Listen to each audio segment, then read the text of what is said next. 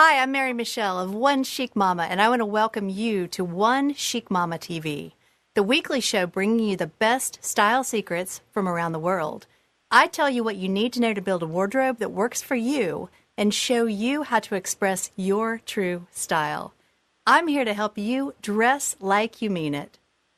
For more style secrets and tips, I'd like to invite you to sign up at onechicmama.com, where you'll receive my free report, Top 5 Secrets for Creating Your Signature Style. Now, I'm excited to be here with you today. I've got a fabulous guest. But before I tell you about her, I want to share a great quote with you. This quote I love, and I'm not going to tell you the source for it because basically it's my own words, essentially. So I'm the source. But what it is that you don't have to have a reason to dress up and look good. Being a woman is reason enough. And I love that because so many people ask me, why do you dress up? Why do you like to get dressed?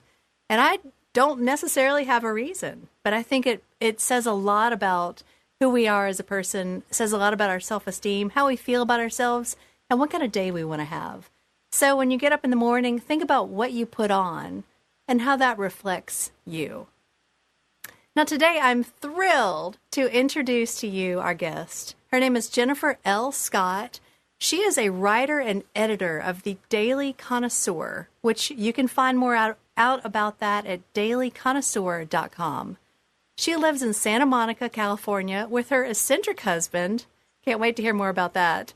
Her adorable daughters and her distinguished chihuahua. Her book, which I just got finished reading and can't wait to share with you, is called Lessons from Madame Chic. 20 Stylish Secrets I Learned While Living in Paris. This is her first book, and we're going to talk today. We're going to dive deep into this book because she has some great tips that can really help you transform your wardrobe and your style. So welcome, Jennifer. I'm thrilled to have you here with us. Hi. Oops, sorry. Sorry, I'm having a sip out of my teacup. Oh. Enjoy. That's okay. Well, I'm really excited to talk with you today and to hear more about some of your tips and just what you have to share, what you learned while living in Paris. But first, I want to hear a little bit about you and what you do. Well, I'm a writer, and I that's my first book, Lessons from Madame Chic. But I have written other things as well that I hope will come out very soon. And I'm also a blogger, so I run the Daily Connoisseur. And I do videos as well. And I'm a mom.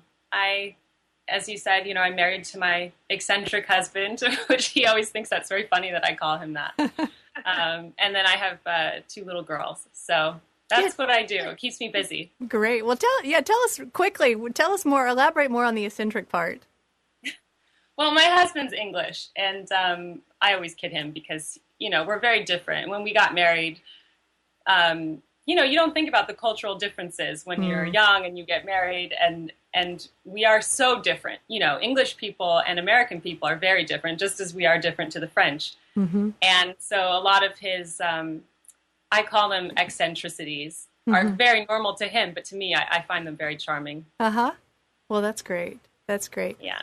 So you are a writer for the Daily Connoisseur, and tell us just quickly, what kinds of things do you write about? What can we find more out about when we go there? I like to write about the art of living well. I love to explore just even the smallest details of life that allow us to live well and live our best lives. And that's what the blog is about. Everything from style to tea to orchids. This past week I did a video on orchids. So I just like to explore all facets of life. And I also write about things like etiquette as well, which I think are very important components to living well. Absolutely. Well, I have to say in the book, you talk a lot about not only style, but food and exercise and living and really just your way of being. And I love that because I feel like it is also connected. How you do anything is how you do everything. It is all connected. And today we're talking about style, and style is not just clothes. It's about everything, really. It's about how you live, the style in which you live. So I don't think you can talk about one thing without talking about all of it. Definitely. Well, before we dive deep into this, I would like to invite our viewers If you have a question for Jennifer, or would like to hear more about the book or what she has to say about something, or want to hear my point of view, I would like to invite you to call in or to get on the chat. Give us a question. We want to hear what you want to know. You can call in at 919-518-9773 or jump on the chat. We'd love to hear from you. Now, Jennifer, one thing that I'd like to ask you, when you spent time in Paris, I'm sure it was being in a foreign country, seeing all these different ways of dressing and shopping and doing things. What would you say was your big aha moment when it just kind of all clicked and came together for you and you realized, wow, they really do things very differently? I think, honestly, the minute I stepped off the bus, because they shuttled us from the airport into a bus, into the heart of Paris. And that was my first time I was ever in Paris. And I just remember getting off that bus and thinking, wow, this is a beautiful city. I mean, like nothing you've ever seen before. And that was just, visually, that was an aha moment that, oh my gosh, something other than my small life, my little bubble that I lived in back in California exists.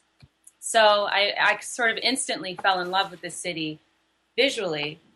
And then I went to live with my French family. I was introduced to them, and they lived so differently to anything I had ever known. I think most people know. This family was very traditional. And it was then a series of 6 months worth of aha moments with them. I mean, the whole thing was an aha moment for me. Well, I'm sure it was a fabulous experience. I've been to Paris. Actually, it's probably been about 10 years ago no, I take that back. It's probably been about 7 years ago because it was just before I was pregnant with my son. And I cannot wait to go back. I loved every minute of it. But I want to talk with you a little bit about your chapter about the 10-item wardrobe. That, to me, I think with my whole philosophy on style, I'm always telling my clients less is more, and helping women to maximize their wardrobe. So when I read this chapter, it totally resonates with me. Oh, good. Now, I don't know if I could personally only have 10 items in my wardrobe ever, but I love the philosophy, and I think there is a lot for women to learn from this. So talk to me a little bit about that. And well, actually, before we say anything, I want to hear from you, too, about your experience when you first walked into your bedroom. In the book, you talk about walking into your bedroom and seeing this small freestanding wardrobe and panicking. How did you handle that? Well, it was all going so well. They had this beautiful apartment, and they showed me my bedroom. And my bedroom is this beautiful Parisian, chambre. And there was a, beautiful window. And Madame Chic showed me my wardrobe, which is this armoire. Freestanding, very small, with about 10 hangers. And of course, I was staying for 6 months, so I brought 2 suitcases completely full of clothes. Not my whole wardrobe, because I had tons of clothes back home, but most of my wardrobe. So I did panic. I thought, where am I supposed to keep my clothes? And I lived out of my suitcase pretty much for the whole 6 months because it only fit about 10 items. But I'm so glad that happened, because if that never happened, I would still have a closet completely full of clothes. I call it chaos. It's chaos, really. And so it was a funny thing, and all of my friends in Paris, we joked about it, how we had no closet space, because back home, we have big closets, and we fill them. Every last space is totally full. Over there, it's another story. It really is. So what was the first thing that you changed about your wardrobe after seeing the way that they get dressed? I think the first thing I did, and it took a while for me to do this. I think some people think I went to Paris and then I immediately adopted the 10-item wardrobe and I came back. And no, it took a long time for everything that I learned there to sink in for me. And it was more about when I came back to the States and I realized that the way that I was living was not working for me anymore. That I had so many clothes and I was shopping all the time. And I still had nothing to wear every morning. Getting ready was such a frustrating experience. Mm. So that's when I started to think back to my time in Paris. And I thought, you know what? Why don't I try this? Why don't I try how they do it over there? So the first thing I did was I cleared the clutter from my wardrobe. And I do call extraneous clothes clutter because that's what they are. And that's what I encourage all women to do, is to get into your wardrobe and just start, just do it. Like, roll up your sleeves and start pulling things out, because there's so much that we have that we don't need. And you could probably get rid of 75% of your wardrobe and be left with that core. Absolutely. Well, I thought it was interesting that you said you got rid of about 70 to 75% of your wardrobe. That's pretty bold, I think. How did you feel about that? Were you scared? Yes, absolutely. And it's still hard to get rid of things. It is something that I think will take me a long time to have that become an easy thing. But what I recommend to women who are tentative, who don't really want to get rid of all their clothes right away, is to store your clothes away. So, pull out 75% or however much you think you need to pull out and put them in, those space bags. Yes. Or, a storage container. Put them in the garage or under the guest bed in the guest bedroom or something. Get them out of your sight, basically. And have your wardrobe nice and clear with your core items. It doesn't have to be 10. Some people can do with 10 core items. Some people need 20 or 25. But, have your core items there. So that's the first thing, is if you really feel like you can't get rid of them, you can't donate them yet, just get them out of your sight. And I bet you in 1 year, you will open up that bag and you'll realize you didn't need anything or want anything in it. And then it's really easy to get rid of it. Yes, definitely. One thing I do, I work as a style expert and image consultant. So one thing I do a lot with my clients is I get in their closets and help them clean it out. And I would love to do that. It's fabulous. Yeah. But in fact, I was in a woman's closet yesterday, and we actually didn't get rid of that many things yesterday because she had purged so much prior to that. But I have been in so many closets where we have gotten rid of probably close to 75%. And initially, people are scared. I think they get afraid. But one thing that I've found, and one thing that I've heard from my clients, is that once they get the clutter out and they realize this is stuff I was not wearing, or that I was trying to wear and it didn't make me feel great. And then one thing I take clients through is helping them to make new outfits from what they already have, which is exactly what you talk about. It's about the accessories and mixing and matching and putting things together in new ways. I've had clients tell me, I feel like I have more clothes. So This really is about, less is more philosophy. Yes, it's almost like a paradox. When we have too many clothes, we have nothing to wear. Exactly. Because it's so hard to make the decision of what to wear that day. There's so much to choose from. When we pare it down and we have a minimal amount of clothing to pick from, and we love everything, we know everything looks good on us, we know we can mix and match and that it all goes together, it's so easy to pick out your clothes in the morning. Absolutely. And you'll never say that again. You'll never say, I have nothing to wear. Absolutely. But I think, and one thing I tell my clients is that this is a process. And it can be a little bit scary. So I invite people to do exactly what you talked about. Take it step by step. And I think the fact that, it took you a while to assimilate all this information and figure out how to put it into play in your life, it's a transformation. And it doesn't happen overnight. It is definitely a process, and you have to be ready. So I think really meeting yourself where you are and saying, hey, I'm not ready to clear out 70% of my wardrobe, but maybe 30%, and then I'll go to 50. And I hear from women all over who do it in steps. And actually someone has Skyped in the chat, Danielle Marie. She said that, after reading your book, she was very inspired to clean out her closet. She wants to hear more about some of your favorite accessories. So let's segue into... We'll get to talking about the 10-item wardrobe. Let's talk first about accessories. That's kind of the icing on the cake, so we're going to have dessert first. Okay. I like that. So accessories. again, I'm never one to go crazy for anything. I kind of have a capsule wardrobe of everything. So I have capsule accessories as well. I don't have crazy amounts of jewelry. I only have a few pieces that I love.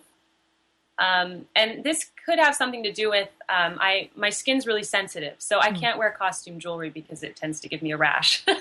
I call this a high quality problem. So I only have a few items of jewelry, but I take really good care of them, and they're high quality. So I have this white beaded necklace that I'm wearing today. I think it's really great for everyone to have a pair of stud earrings because they're really classic. But jewelry, yeah, I think just jewelry that you love that makes you feel, even if it's not expensive jewelry, that makes you feel expensive. Do you know what I mean? I do, yes. It's really the finishing touch, and it adds that final polish. So, and it does not have to be expensive. I completely agree. And I talk so much about accessory. I love accessories, scarves, watches, bracelets, earrings. But I think that, everybody's different. And I think we'll get into personal style in a few minutes. But I think that really is where you can express your style and what suits you. But one thing I recommend to my clients, it's great to have your investment pieces, your diamond stud earrings or your gold pieces. But I like to encourage people to have fun with it. So each season, what I do myself and what I encourage clients to do is go to stores that are inexpensive. And honestly, I'll share a secret with you. Forever 21, which is, I don't know, it can be a fun store every once in a while. It's not my favorite place to shop, but you can get some great accessories in there, great jewelry that totally kicks your outfit up to the current season for $10 or less. That's right. A good friend of mine, actually, we just went to a really fun movie premiere. And she got an amazing emerald green necklace from Forever 21. And she wore it with this designer dress that was so expensive. And the necklace was, I don't know how much it was, but it wasn't very much. But she looked like $1 million. Yes. So it doesn't have to cost. It's about how you carry yourself and how you mix and match your items. Absolutely. Absolutely. Jennifer, we've got a couple more questions here. Ricky wants to ask, she says, I keep finding reasons to hang on to all my shirts, all my dresses, etc. I can find reasons to hang on to everything. Let's talk about that for a minute, because I will say when I get into a client's closet, I think once people have hired somebody else to help you clean out your closet, people start handing stuff over. But I think when you're left to your own devices, you're going to rationalize. Talk to us about a few suggestions and tips you can share to help people get away from these rationalizations and just clear it out. Sure. I mean, the thing is, you are going to try to talk yourself out of getting rid of anything. It's just human nature. You're going to tell yourself, oh, I paid a lot of money for this, I can't get rid of it. Or, my great aunt gave me this blouse, I can't get rid of it. She would be upset. But you will eventually come to a place where you don't use those excuses anymore. It's hard to get rid of something, especially if you paid a lot of money for it and you never wore it. I totally understand that. But again, like we talked about before, I would suggest storing it away if you're not ready to get rid of it yet. Just get it out of your closet. Eventually, you will grow to love the way your closet is, how spacious it is, how your clothes look beautiful, how they're all the ones that you love. And there's no guilt trips in your closet. You don't open it and you see that blouse that you spent a lot of money on that you never wear, that you hate because it doesn't look good on you or whatever the reason is. So if you're not, I understand that. It takes baby steps. This won't happen overnight. But if you're not ready to get rid of it, if you're still making excuses and you're telling yourself reasons, just store your items away. Get them out of your sight. And eventually, over time, you will be able to stop that dialogue in your head and know when you should get rid of a piece. Absolutely. I totally agree with that. And no, I will say something or share with you something that I've found is that so many women have a tendency to hold on to things. And I've done this too. I tell all my clients I have experienced everything they've experienced. And that's what helps me to help them.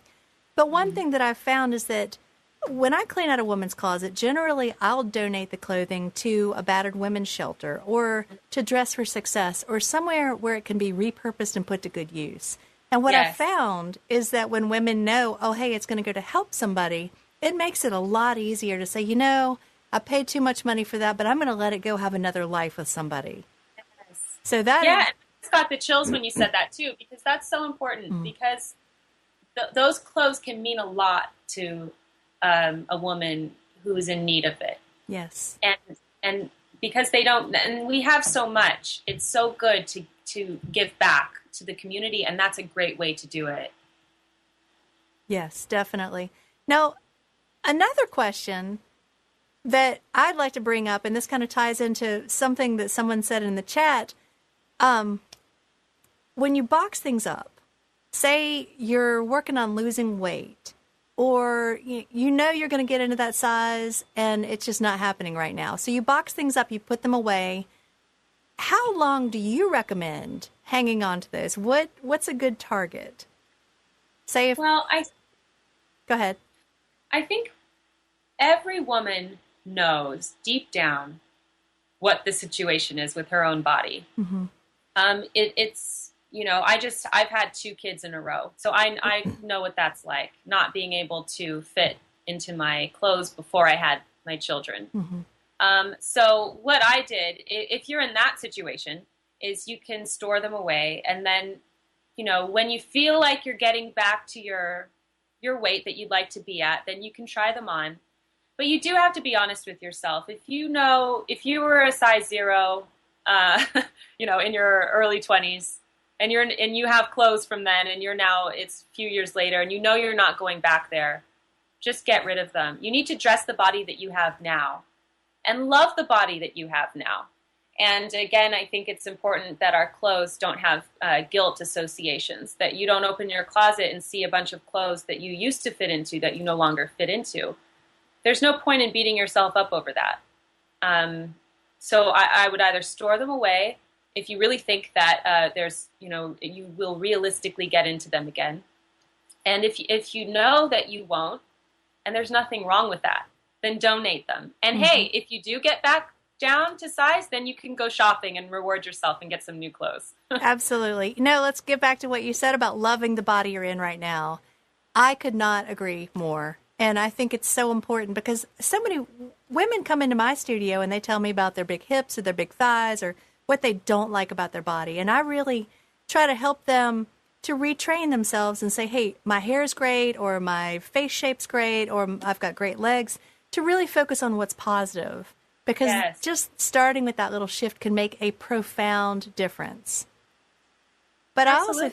I also think that a lot of women aren't necessarily in touch with where their body is right now.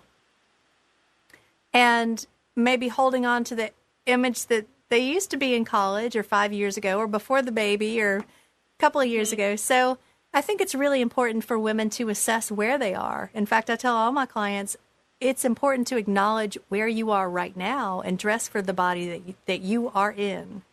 Yes. And so let's talk a little bit more about, I think, the whole weight loss thing. I have so many women tell me, well, when I lose 20 pounds, I'm going to call you. And it's not about me, but I think what they're saying is when I lose 20 pounds, then I'm going to clean out my closet. Then I'm going to go shopping. Talk to me a little bit about your philosophy around that and what you think women could do if they're in a weight loss situation to look great right now. Well, so yesterday, a Chicago Tribune article came out that I was in. I saw that. And That's great. Yeah, and I'm in it with Stacey London from TLC's What Not to Wear Mm-hmm. and designer Jason Wu, and we're talking about wants versus needs. And Stacey London, who I love, has a quote that she says, style is not a reward for the skinny, or something.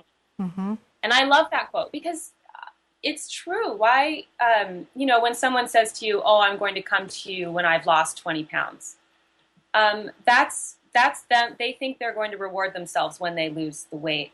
And, we just live in a society that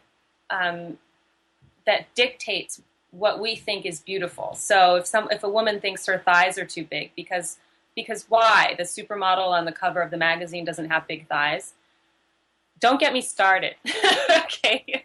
I think that we are too hard on ourselves as women, that I'm all about living in the present moment. So the present moment is what your body is right now. You can be stylish right now. You can love how you look right now. Nobody can tell you otherwise. If they do, don't listen to them. Mm-hmm. So I think that if you are, there's nothing wrong with wanting to lose weight. Let's say you are overweight and you feel that, for health reasons that you need to get down. That's absolutely fine. But you can still be stylish where you are now. And, if you lose the weight, that's great. Then you're going to be a different size, and you can go shopping, or you can alter your clothes at the tailor. You can do whatever you need to do. But it's important to maintain a positive attitude about where you are now, because that's what's going to make you beautiful. Absolutely. Absolutely. Well said. I'm just going to take a quick break here to say that we are talking. We're talking with Jennifer L. Scott, and I have a copy of her book, Lessons from Madame Chic. And I hope I'm saying that right. But it's 20 stylish secrets I learned while living in Paris. Now, I wish they were lessons I learned while living in Paris, but I have never lived in Paris. But it's my pleasure to talk with Jennifer, and we want to hear from you. If you have questions, get on the chat. Let us hear from you. But Jennifer, let's get back to, we had one more question that I wanted to address about handbags. Do you have a guideline for how many handbags a woman should have? And do you have any favorite brands you'd like to share with us? Well, again, I think I'm a strange case here because I only ever have 2 handbags and an evening clutch. So, like I said, I have a capsule everything. So I have a capsule handbag collection. I always have a black handbag because for me, it's important to have a black handbag. And I've had this one I believe in investing in high quality handbags that last you a long time. Because, if you have a high quality one, it can really make your outfit look good. It can make it look expensive. Mm-hmm. And it will last you. So in the end, you will save more money because you're not constantly updating your bag. So I always have a black handbag and then another handbag. So for spring, summer, I have this sort of white faux snakeskin leathery bag, which is really beautiful. And then I have an evening clutch for when I go out in the evening. So I don't believe in having dozens and dozens and dozens of handbags. I think it's unnecessary. Mm-hmm. But I know not many women are like me in that respect. Well, you definitely sound like a minimalist, but it sounds like you have exactly what you need and not too much, which I think many of the closets I get into, they have way too many handbags that they don't use. They're collecting dust. They forget they have them. And then once we clear them out, it's liberating. Yeah. So I agree. That's what the Chicago Tribune article was on. It was on wants versus needs. Mm-hmm. And I think too many of us have too many wants, basically, mm-hmm. and not enough, needs. We kind of go crazy with what we want, but do we really need it? Yes. Let's talk for a little bit about the psychology of shopping. Okay. I think I would, and then there's something else I want to chat with you about, but I think to talk about shopping habits, what did you see in Paris that was so different from American women and how they shopped? Well, I think what I noticed over there is that, the whole, we've all heard this, quality over quantity. But have we really thought about it? And, you see there's so many, for example, high-end lingerie stores in Paris. They're everywhere. And it's because I think a lot of French women buy high-quality lingerie, and they're willing to invest in it because it's important to them. So the thing is that because they buy so few clothes, they are able to afford better quality clothes. Mm-hmm. So that is definitely a psychological thing that, we could all look into with ourselves. Do we value quality over quantity? Or do we shop too much? Are we constantly shopping? Mm-hmm. Or do we save our money for the next purchase that we need? Mm-hmm. So yeah, that's something that I definitely noticed over there. Absolutely. I run into all sorts of different situations with clients. I have some clients who love to shop and they're continually shopping the bargain rack, the thrift store, the sale rack. And Yeah. sometimes they get some great stuff, but I think there's so much of it. You can really get lost. Hmm. So, but one thing I see a lack of is people making a list of what they need. And so, I like what you talked about with the needs. And one thing that I encourage clients to do, and that is certainly an assignment I would give to everybody watching, start a list. Know what you need and want to see in your closet. I tell my clients when they wake up in the morning and go to get dressed, what do they want to see? If you go to reach for something and think, well, hey, if I had X, Y, or Z to put with this, it would be fabulous.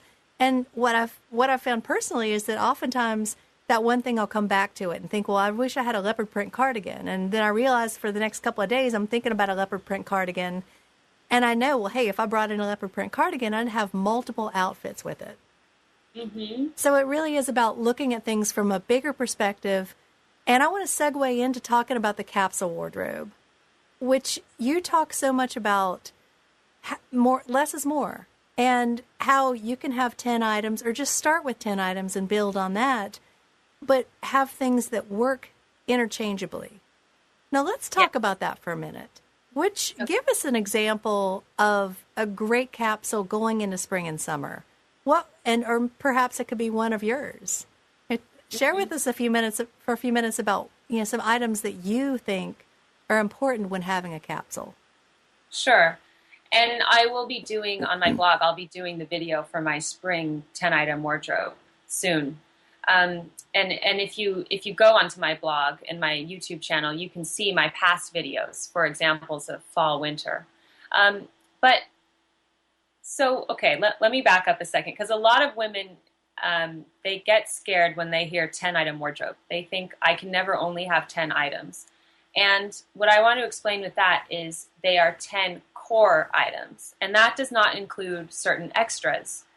Things like blazers, t-shirts are not included in your 10 items, because, especially I'm a mom, I stay at home, I work at home, and I'm on the playground. I need a lot of t-shirts throughout the week, so t-shirts, they're not included. Accessories are not included. Cocktail dresses, special occasion dresses, coats, jackets, all of these things. Cardigans, I don't include cardigans because, and again, I'm not suggesting with your extras that you go wild and have a ton of them. I still recommend only having a few of each. But the 10 core items are the core, things that you can mix and match together. So for example, for spring, I think this spring, although I'm not sure off the top of my head, but I think I'll have about 4. I love dresses, so I'll probably have about 4 or even 5 dresses, because it's one outfit. You don't need to worry about what goes with anything else. It just goes. So I love dresses for spring and summer. But some women they don't like to wear dresses. So it all depends on what you like to wear. So you could have dresses, pretty lightweight blouses. This blouse is a part of my spring summer 10 item wardrobe. It's a nice silk turquoise blouse that's very light and breezy. I always have a pair of white jeans in my spring summer capsule wardrobe. Mm-hmm. They just make everything look so crisp. I'm wearing them today with this turquoise top. And you could have a skirt. Maybe I have a white skirt from APC that goes really well with the blouses that I have, for example. So what it is, it's all about your vision. And it's really fun to do. If you sit down and you think, okay, what is my vision for spring, summer? What would I like to convey? And so you can start to think about your favorite colors and what will go together. I have a lot of cream and turquoise. And I think I like lavender for the spring and summer. So it's about really having fun with it. And like you said, having a list. So once you realize, okay, this is what I'd like, this is my vision for this upcoming season. Now, where are the holes? What do I need to fill in? So, for example, you were talking about a leopard cardigan. So let's say you think, yes, I do need a new cardigan. That would go really well with my white jeans or the skirt that I have. That's when you add it to your list. And so the next time you're out shopping, you can keep your eye out for that and you can buy the perfect one that will fit in with your wardrobe. Mm-hmm. Definitely. Well, I love that. That's great. One thing I want to talk about is, or one thing that I share with my clients, we definitely talk about your core items and then what I call your accent items. And that would be the blazers, the cardigans, the tops. I love your top, by the way. That's beautiful. Thank you. One thing I want to talk about when building that's what I call your foundation, the core. When building that, one thing that I love to talk about and actually really like to get a little sassy about is wearing the color black. So many, and I definitely want to get your take on this, but so many clients and so many women that I work with, they have a closet filled with black. And one thing that I do with my clients is a color analysis. So we determine, is black actually a good color for you? Or is it not? Do you need to find something else? What's your philosophy on that? And what did you see when you were in France? Did you see a lot of black or did you see a lot of women wearing other neutrals? I did see a lot of black in France, but I do have a lot to say about black clothes because I used to be that person who only wore black. And something about having kids, actually. After I had my children, I didn't want to wear black all the time anymore because it just seems so, I don't know, morbid. Mm-hmm. I wanted to look light and happy and pretty for them. So that's funny that sort of changed for me. But I think a lot of women wear black because they think it makes them look skinny. Mm-hmm. And they think, well, it's easy to match everything. If everything's black, then it's easy to match. And so my thoughts are, if you're happy with black, then that's fine. But I wasn't happy when I was wearing black all the time. It was almost, I was just being safe. I'm happier now wearing more color. Mm-hmm. And I've actively tried to wear more color over the past few years. There's a part in my book where I was wearing a blouse when I was living in Paris. It was a sweater set, actually, that was spring green, that really sort of bright, it's almost like pea soup green. And Madame Chic told me that it didn't look good on me. She said that the color was not flattering. And I was completely shocked because it was just very blunt of her to tell me I didn't look good in it. But the thing is that I knew I didn't look good in it. I knew deep down I wore it because it was a gift from somebody. So I was, again, if we go back to the reasons, I was wearing this for the wrong reasons when I should have gotten rid of it. It washed me out. It made me look sallow. And I think all women inherently know what color looks good on them and what they feel beautiful in.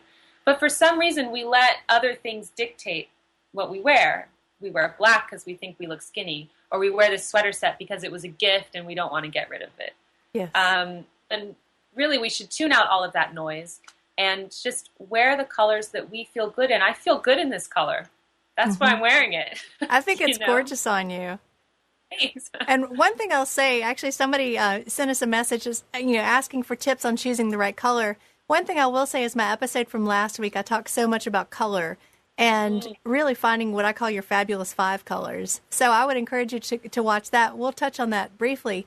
But one color that I will say, that sort of mint green that you have on, is a beautiful color. It's also a hot color we're seeing this spring. I'm seeing that everywhere, but I'm also seeing different versions of that. And what I tell my clients is when you see a color that's hot, and it may not be your best color, find your best version of it.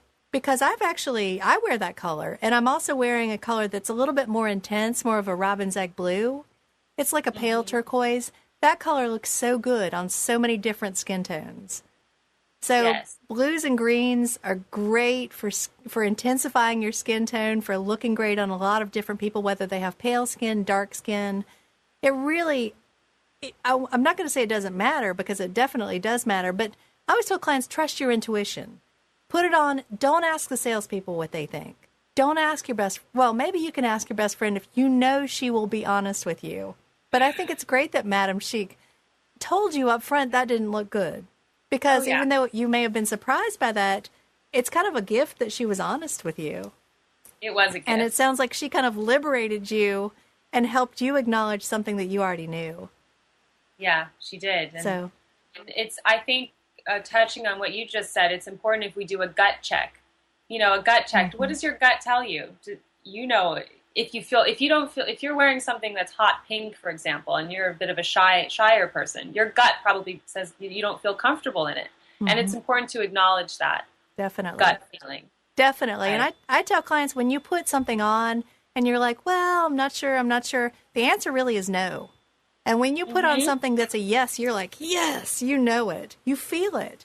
And it's that feeling that you really want to honor, because that's what you're going to carry with you throughout the day. You know, now, so let's getting back to the 10-item wardrobe. Somebody asked, do you keep only 10 items and change them out each season? And how often do you change the 10? That's a good question. And I know, based on reading the book and from my own experience, that the 10 items are not going to be the same for each season, because certainly you can't wear the same thing in the middle of summer that you're going to wear in the winter. Right. So talk to us a little bit about your philosophy around that and what people should plan for. Okay, that's a great question. And so basically, with the 10-item wardrobe, or however many core items you choose to have, I find that it's great to change it every season. And I know on my blog I do fall, winter, spring, summer, but it is good, you know, in spring to evaluate, and then in summer to evaluate as well. So what I find is that I go into the main seasons. Like, we're going into spring, summer here in California. It's kind of cold today, but it's going to be hot very soon. In this transitional time, I have my spring, summer wardrobe ready, but I have some transitional pieces as well. For example, it's supposed to rain this week, so I have some sweaters that I include in my extras, and I might need to bring those out. And the thing is that you always have to have a few transition pieces, because you never know what the weather is going to be like. So that's really important. But yes, it's what you do is you have your core items and you evaluate. The thing is, you are wearing these items in heavy rotation. You're going to be wearing probably the same thing at least twice a week. I wear the same thing all the time because I don't have a problem with that anymore. I used to think that, I don't know, it was gauche if you wore the same thing twice in a week. But now I'll wear the same thing 3 times in a week. It doesn't bother me anymore. As long as I look good in it, I think there's no problem. But you will be wearing these things in heavy rotation, so they might start to look a bit worn. So sometimes at the end of a season, I'll have to donate it, or even before the season is over. If you're wearing a blouse that's been in the washer, so much. So you have to always have your editing cap on. You have to always edit your wardrobe and keep in mind what needs to go, what should come in. But it's all very thoughtful. But yes, I do recommend changing it out every season. When summer hits here and it's going to be hot pretty much all the time, I will probably change up a few things as well. But yeah, I encourage everybody to check out my blog, and you'll see, I'll talk about all of this in videos, and I'll show you what I do. That's great. Let me ask you, when you get rid of something, do you automatically replace it? Say if it's one of your 10 core items and it's maybe your favorite pair of white jeans, do you automatically go out and buy a new pair, or do you transition into something else? It depends on what it is. If it's something like white jeans, which for me are a very core staple, then yes, I do. I should probably replace the ones I have because they're looking a bit worn. But yes, if it's something like white jeans, I will go out and replace them. For example, I had these skinny jeans that were in my video for my fall, winter 10-item wardrobe, and I have worn those jeans so much. I need to replace them. Now they're getting a bit misshapen. So if it's something like that, a core item, then yes, I will absolutely replace it. Now we have a question that's interesting. Annie Freed, thank you, Annie, for your question. She says, I can wear my sweatpants 3 times a week. What steps did you take to think it was okay to wear the same thing more than once? And were you in a corporate atmosphere? I guess what she's asking is, and this is something that I talk a lot, we could talk about this in a couple of different ways. How do you feel? And I know you said you feel perfectly comfortable wearing the same thing multiple times a week, but do you see the same people? If you're in an office setting, you're going to see the same people. What's your philosophy? Is it okay still to wear the same thing in front of the same people, or do you feel like you should change it up a little bit? See, I say yes, it is okay, even if you're seeing the same people. This is what they do in France, and this is like one of the things I learned. And you'll notice this if you watch a French film. You will notice that the lead actress will probably wear the same thing over and over and over in the film, even though the day has changed. When you watch an American film, the lead actress will never wear the same thing twice, more than likely. It's what I refer to Sex and the City in the book, where, Carrie had these amazing wardrobe changes, but she never wore the same thing twice. And that's our society here. We're not used to that. I think there's nothing wrong with wearing the same thing twice, even if you're seeing the same people, because if your outfit is high quality, if it looks good, if it's not worn down, I see absolutely no problem with it. So I unabashedly wear the same thing all the time. People always see me in the same things, and I think it's fine. But it's something that you have to get used to, and not everyone is like me. Some people will. I don't know if they feel embarrassed to wear the same thing twice because it means something. They think it means something to other people. But I see no problem with it, and I encourage it. Mm-hmm. Great.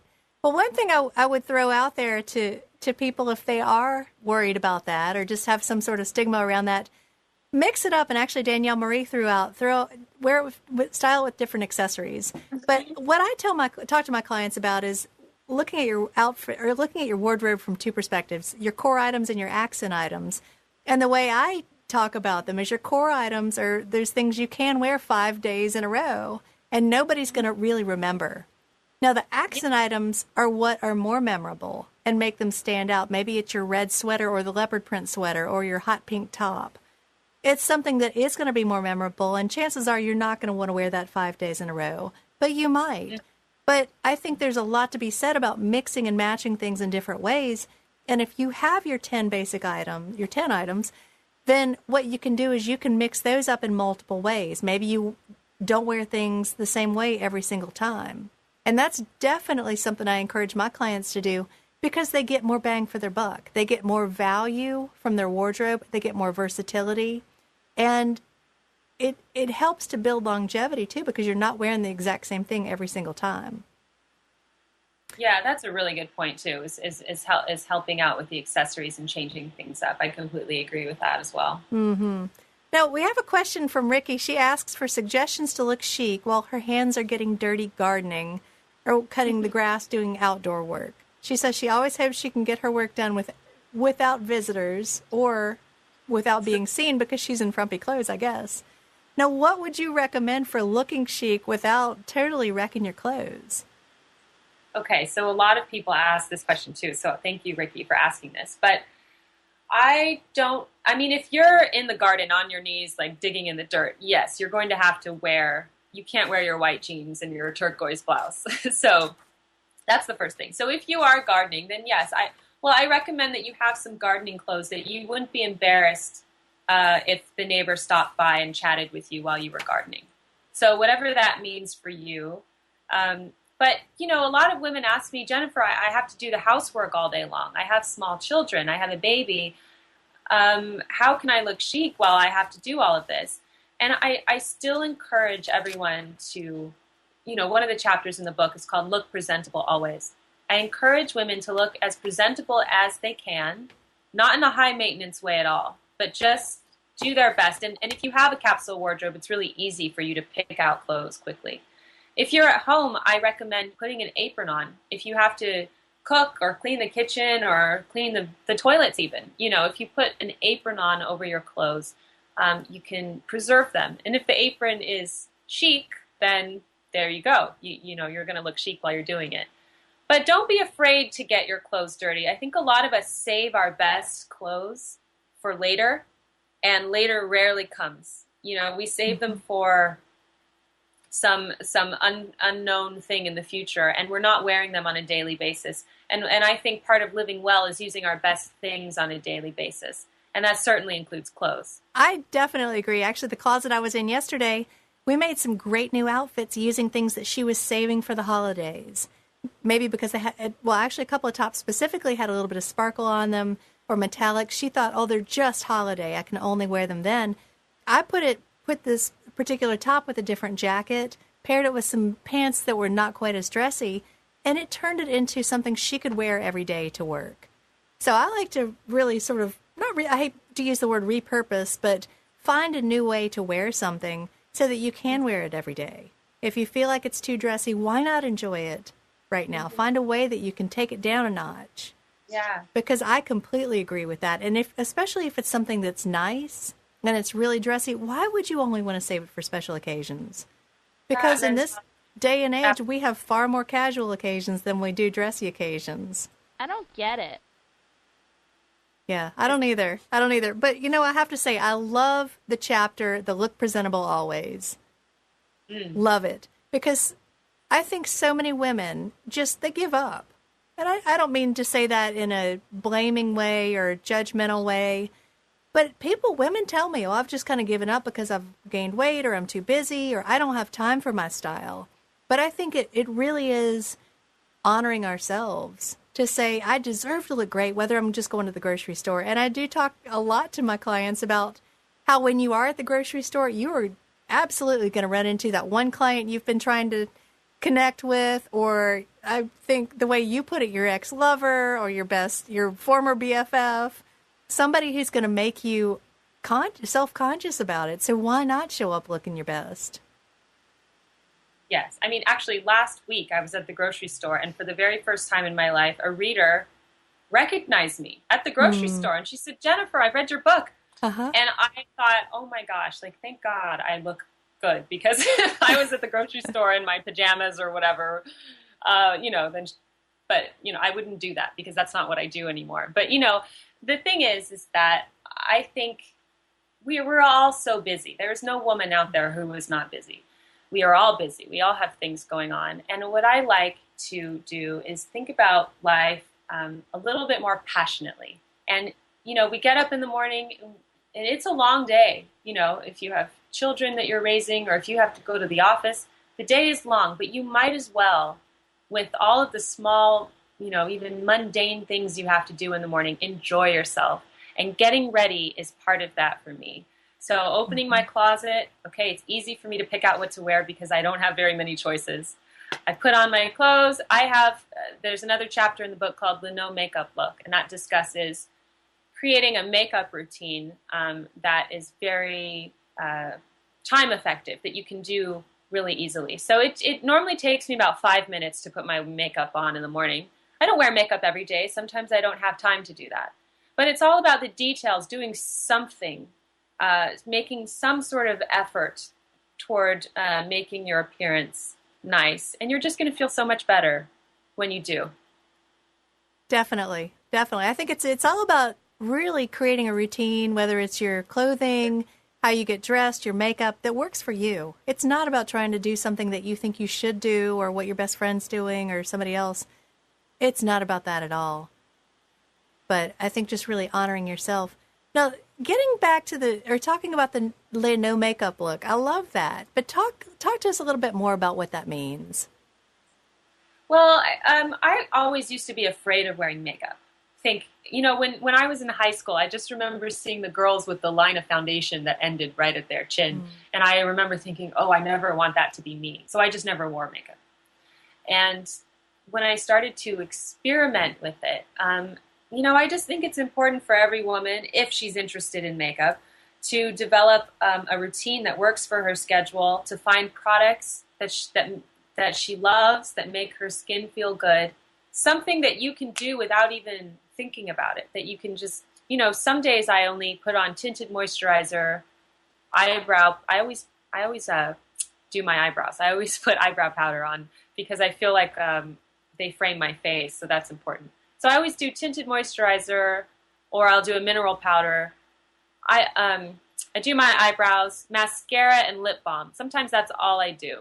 Sometimes I add blush. Sometimes I'll add bronzer or eyeliner. It just depends. And I go through all of this in my book.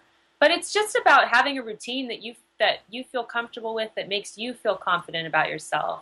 If I can teach myself this, anybody can, because I was completely clueless. I do recommend talking to professionals and getting their opinion about what colors look good on you and that type of thing. But yeah, I think have fun with it. Makeup is fun. Yes. It is totally fun, but it's something that I think a lot of women are intimidated by. Mm-hmm. So I love the whole philosophy around the no makeup look, because that's a great first step. If you don't, especially if you're fearful of having the line of the foundation, which is definitely not what anybody should want.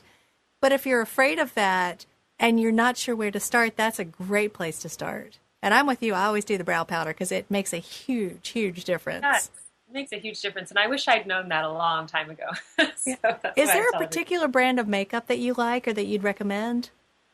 I've used Bare Minerals. I like Bare Minerals, and I've used them for years. I like Hourglass. They're tinted moisturizer. It's what I'm wearing right now. I really like them. Do you know them? I don't. I've never heard of that. Where do you find that?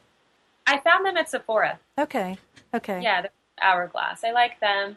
For eyeshadow, I love Chanel. They just have the best eyeshadow. I mean, fantastic. And then I also just did a lipstick review. Actually, there's a giveaway going on my blog right now that I'll announce tomorrow.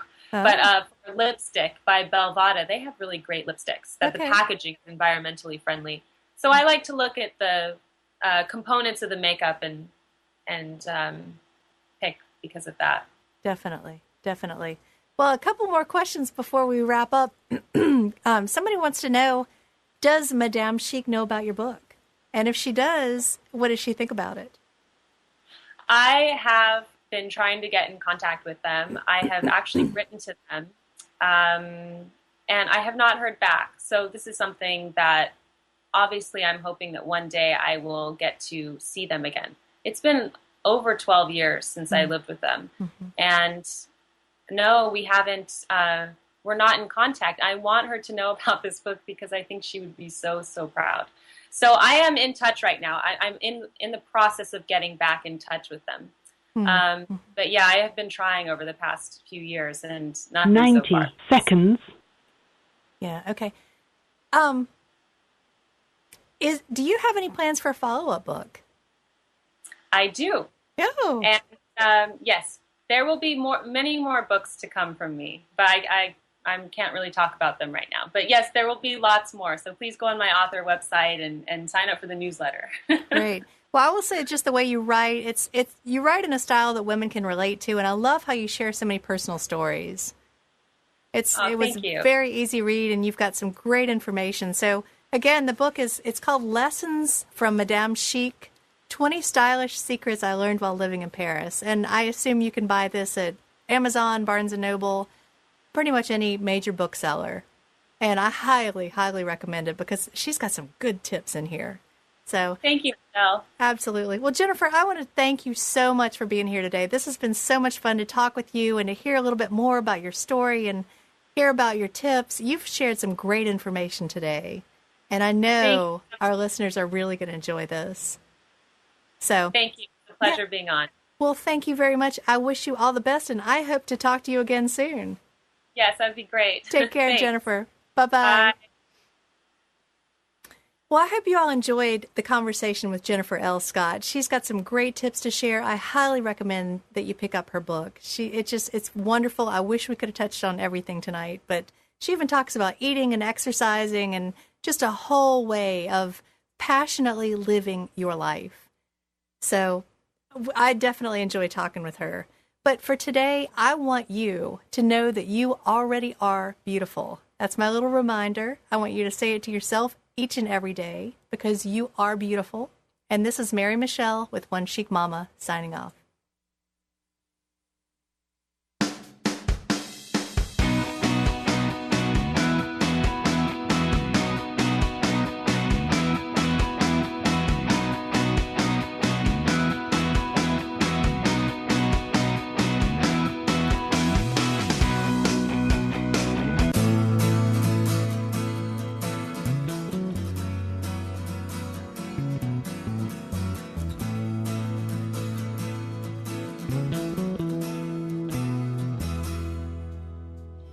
tuned to the Nissan Communications Network. Our weekly lineup of call-in programs includes Computers 2K Now with Amnon Nissan, Sundays 9 a.m. till noon. Carrie's Psychic Cafe with Carrie Silkowski, Sundays 8 till 9 p.m. Health Inn with Debbie Bruck, Mondays 11 a.m. till noon. Breaking Free with Marilyn Shannon, Mondays 8 till 9 p.m. One Chic Mama with Mary Michelle, Wednesdays 4 till 5 p.m. Reawaken Your Brilliance with Julie Seibert, Wednesdays 9 till 10 p.m. And if you tuned in too late, you can always watch each program in its entirety or download an MP3 audio file of it at www.nissancommunications.com. Sponsored by ThatVidBlasterGuy.com, CarolinaApparel.com, and DeltaForce.net.